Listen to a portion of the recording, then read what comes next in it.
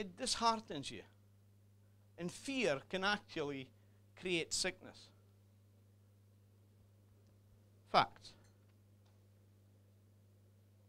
So what's the solution? You got to develop some faith in yourself. But I'm just, as I used to say, I'm just a housewife, I'm just a plumber, I'm just a bus driver, I'm just a fisherman, I'm just a whatever. Every multi-millionaire was the same.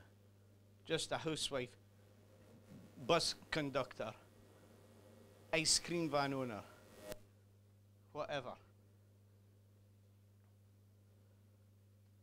Faith in yourself. How do you get the faith?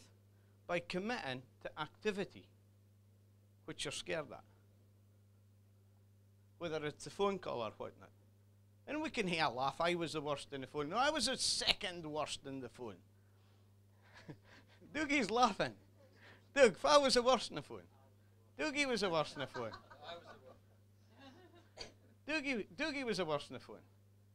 Me and Hazel was passing by one day and we popped in and Doug takes a call. And he starts to describe the entire marketing plan. Well, if you do X, Y, and Z, you become a gold distributor. And then once you get 2 golds, you're called a bronze. But if you get 5, you're called an SED. And at SED, you should be making 4 to 5 grand a month. And you get X amount per... Right, Doug? But if Dougie didn't have the courage to keep going and get a bit of guidance to get past that, he wouldn't have done. How much your business turned out, Dougie, since you started? £15 million. You see? Well done, Doug. So what Doug did, we took a weakness and turned it into a strength. Because Dougie would now agree he's second best in the phone.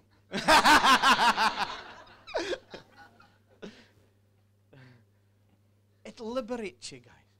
It lets you become a free spirit if you've got faith in yourself. It empowers you. Because you can do other things that you've been taught today by these fantastic trainers, can you not?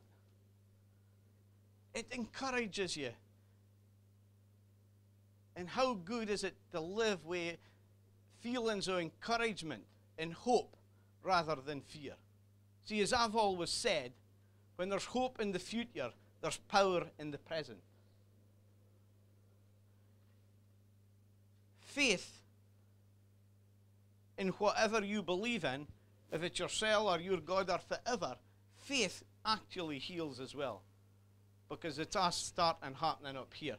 You see, everybody has SLBs, as I call them, self-limiting beliefs.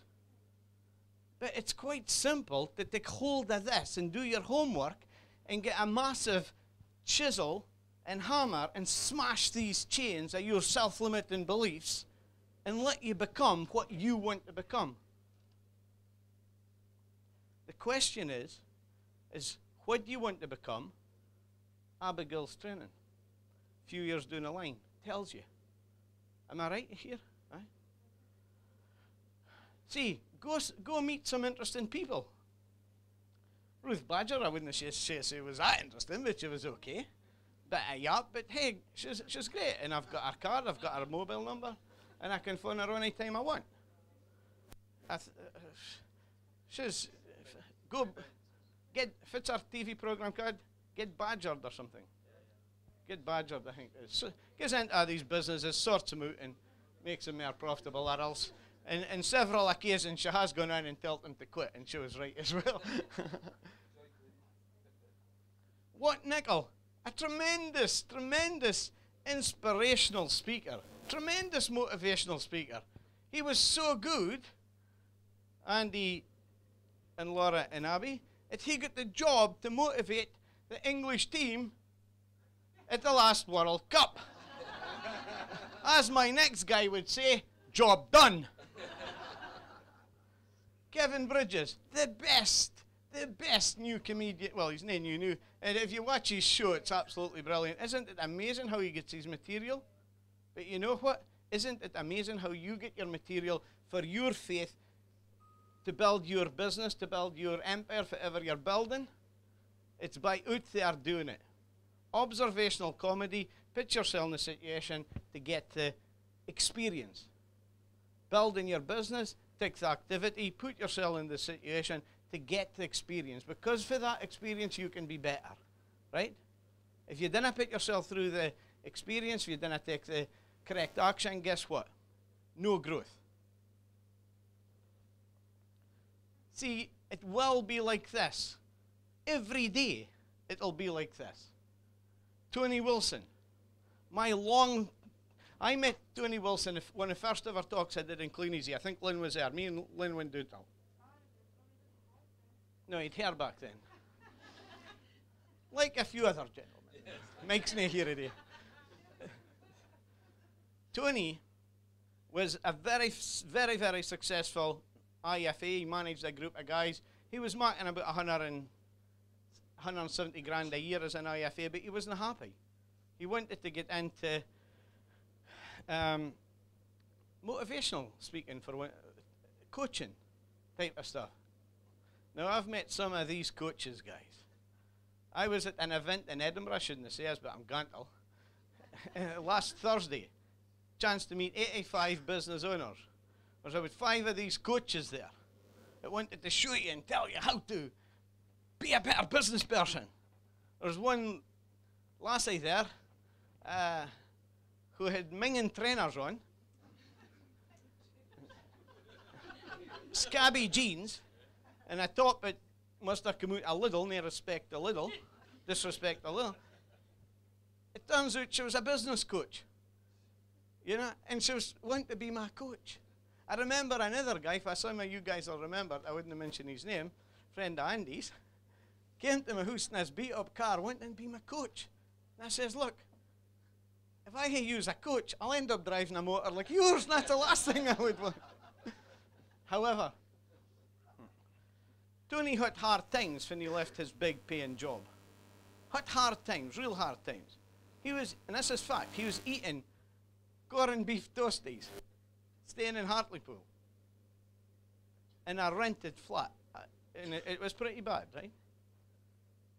I've been in Tony's house many times, in Hartlepool. I've been in his swimming pool, his jacuzzi, his sauna, just at the side of his office. I've spun about in his Bentley, including last Tuesday, I think it was. Tony's now got 3 offers on the table for his business. It's got, right as doing, it's got lifestyle architecture. Check out the website.